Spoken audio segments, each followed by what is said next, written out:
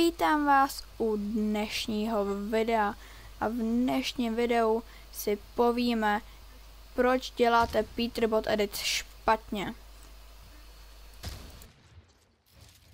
Tak, teďka tady s mým spolupracovníkem si povíme, jak to, že to děláte špatně.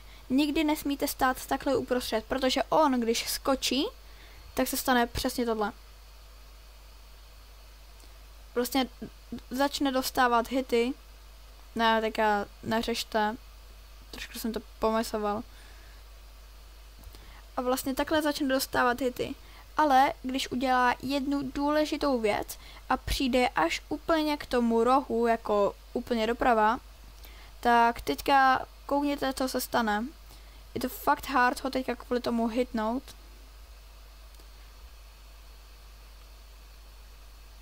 No, jak jsem mu to vysvětloval. Tak a teďka, když skočí, tak je fakt hard, abych ho hitl.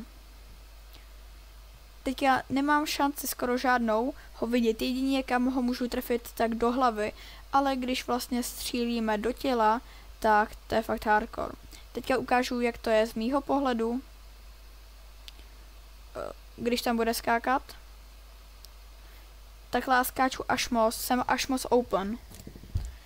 Takhle to prostě nebude moc, takhle to prostě nepůjde.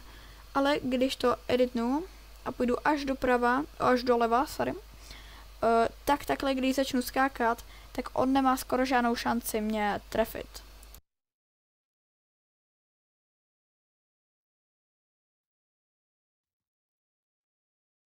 Když si takhle stoupne víc doprava, tak je vlastně menší šance, že ho hitnu. Prostě ve fightu rychle to prostě nebudete čekat a dostanete bombu. Nebudete to čekat, když až takhle půjde. A to je to nejdůležitější.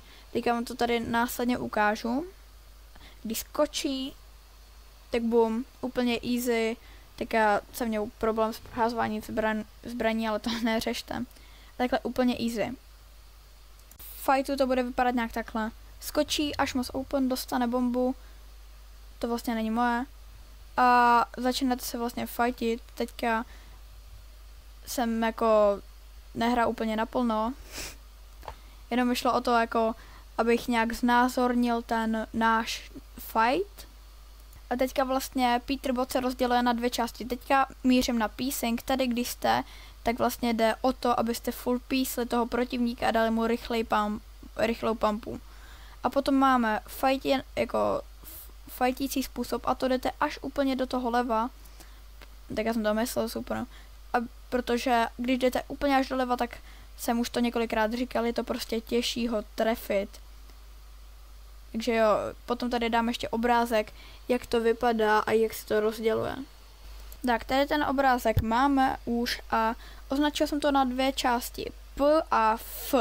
Úplně ta část vpravo, tu prostě tam nesmíte být vůbec.